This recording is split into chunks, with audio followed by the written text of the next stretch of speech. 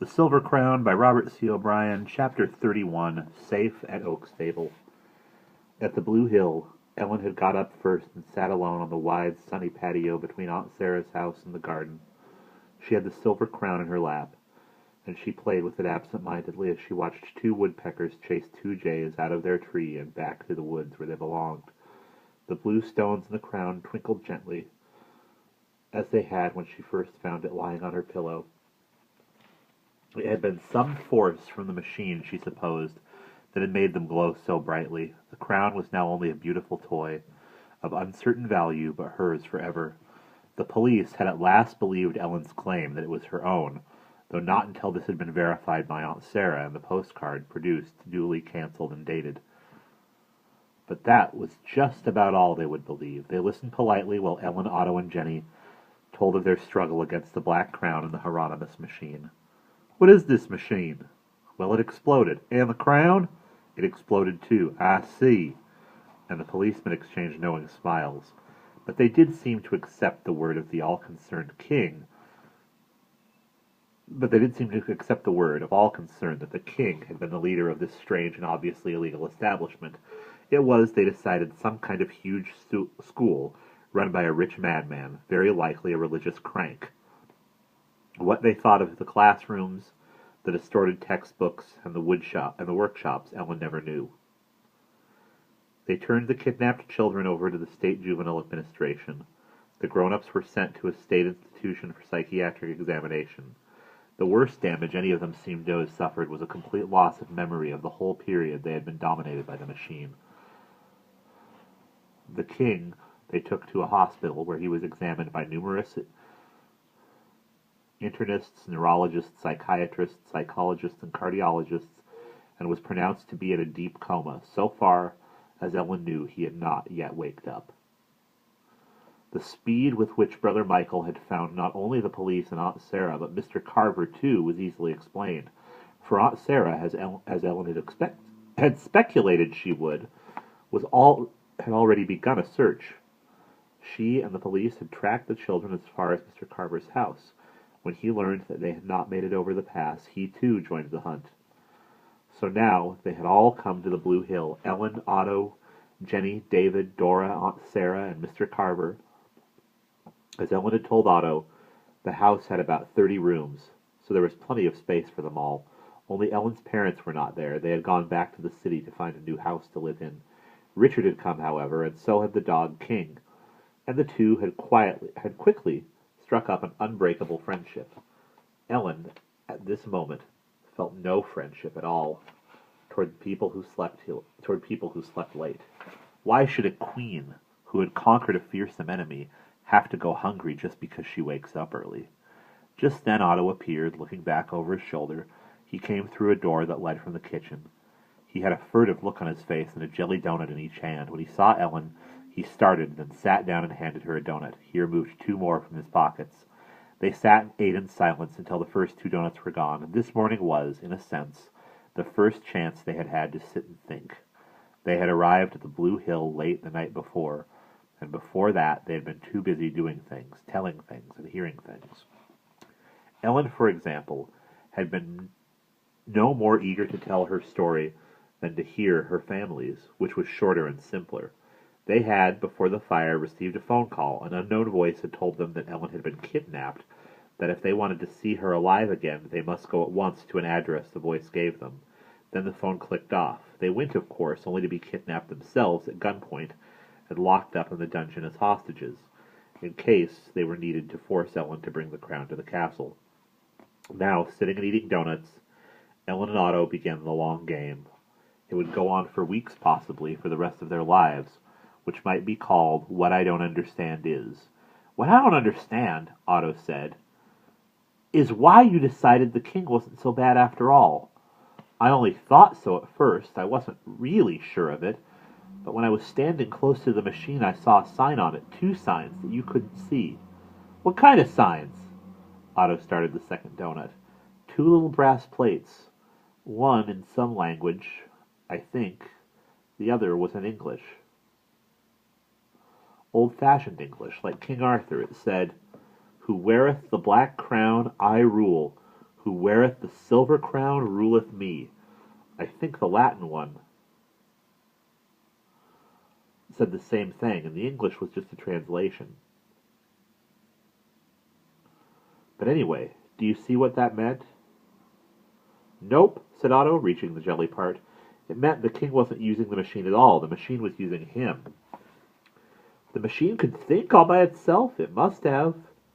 That's why you wrecked it. His face grew bright with understanding. And that's why the king fainted. Yes, I wrecked it because it was too dangerous.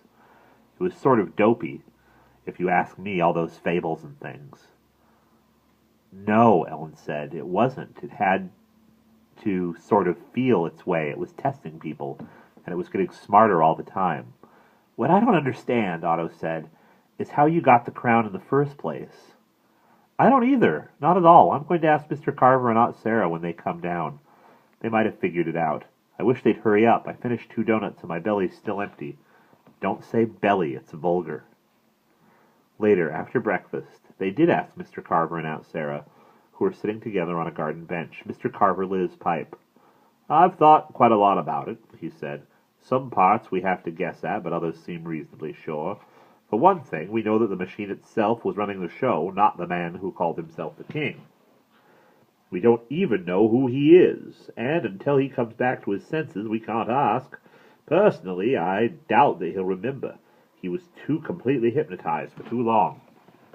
So we have a machine, built, we are told, by a monk or a sorcerer thousands of years ago. It was built in Spain, I believe, though the king seems to be English. It was called the Hieronymus machine, and there are many stories about it in medieval literature, particularly in books about the strange religious beliefs that grew up in the Dark Ages. Mrs. Fitzpatrick had read about it, and so, once or twice, have I. But I think the king knew a great deal more. I would guess that he was a scholar, perhaps a historian, or an archaeologist. In any case, somehow, he got on the track of the machine, and he found it, still intact. With it he found the black crown. When he touched it, perhaps he even tried it on. He was instantly enslaved. The silver crown was missing. It must have belonged to the man who built the machine, and for some reason he buried it in the black crown. He did not put the silver one with them.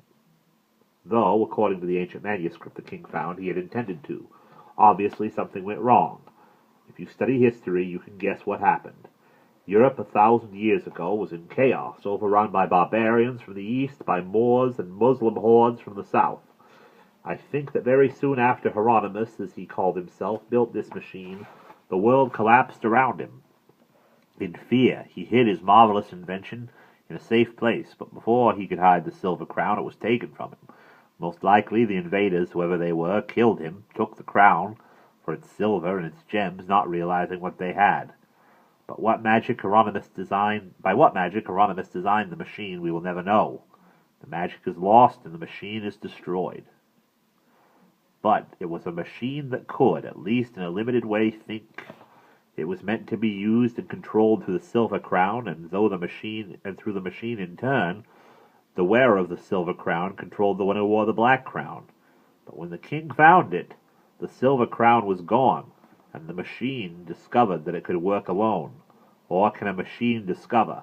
Anyway, it went on doing what it had been taught to do, that is, to use its power, to expand its power, to move more malignite and control more people, and eventually to build more machines like itself. All that must have been planned in the mind of the man who built it thousands of years ago. 1,000 years ago. Through the king, the machine got itself transported to a place where malignite was plentiful. It acquired more servants. It built itself a castle. It began testing its powers, flexing its muscles, you might say. That was phase 1.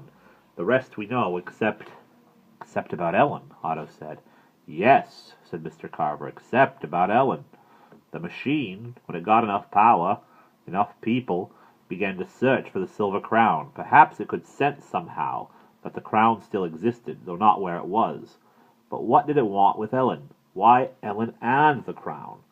I have a theory, and that is this. Only a rare kind of person with an unusual kind of mind could use the silver crown. We know that Ellen's mind is unusual. For one thing, she was not affected by the malignite. She did not get in tune, or even on the screen. She did not get in tune, even on the screen.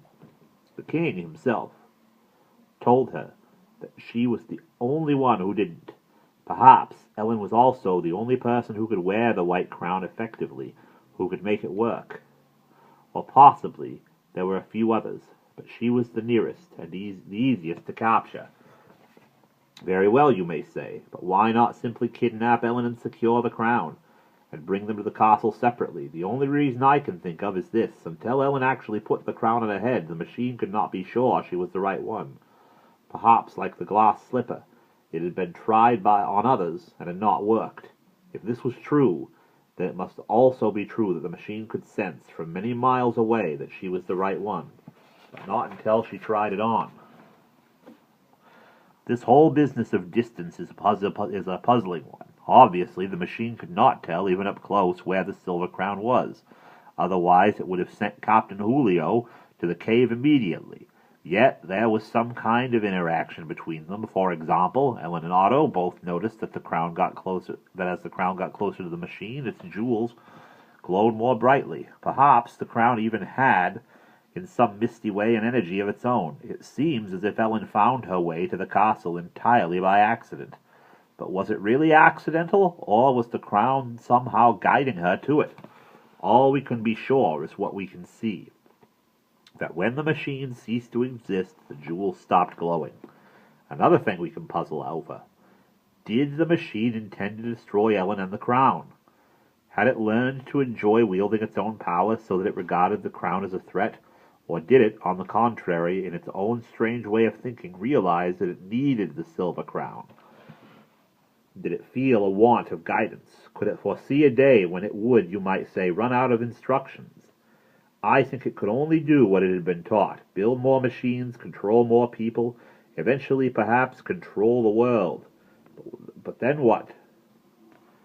If it did not know, it would need the crown, and it would need Ellen. So it was quite willing to be as brutal as necessary towards Ellen's family, and to burn down her house and indeed kill innocent people like Officer Drogue and the store manager to get her. But Ellen herself was to be treated gently. No force was to be used on her. After all, to the machine, the silver crown and the one who wore it was still its superiors, its creators. If possible, she was to come of her own free will. Through its spy system, that is, people had trained and sent out, or through some other system we know nothing about, the machine found out about Ellen. It located the silver crown. It was thorough. It not only knew about her, but about her family as well, and even about her Aunt Sarah. Getting the crown to Ellen was simple enough. She found it on her pillow. I expect there were some expert housebreakers among the graduates of the Black Castle. They were especially clever to deliver it on her birthday, so she would think it was simply a present. Now enter Arthur Gates, the fat man, and his crew of helpers, and quite a crew of helpers. They knew their business: watch and wait until Ellen leaves the house alone with the crown. More important, wait until she puts it on her head. She'd oblige them by doing both immediately. If not, they'd have stood by until she did, or figured out something else. Then call her family. She's kidnapped. Get the family out. Burn the house, the arson squad. Sometime about then the crew must have got word from headquarters from the machine. She's the one. Bring her in. Bring the crown with her. That made sense, of course, and she had it in her handbag. They watched her every step of the way. They could not very well get her away from the police without her knowing it. But they could and did get the police away from her by a brutal and effective trick, a senseless murder. It was simple enough after that to trick her into Mr. Gates' car, a new car, bought or stolen just for that ride. But Mr. Gates, and actually we are going to stop there.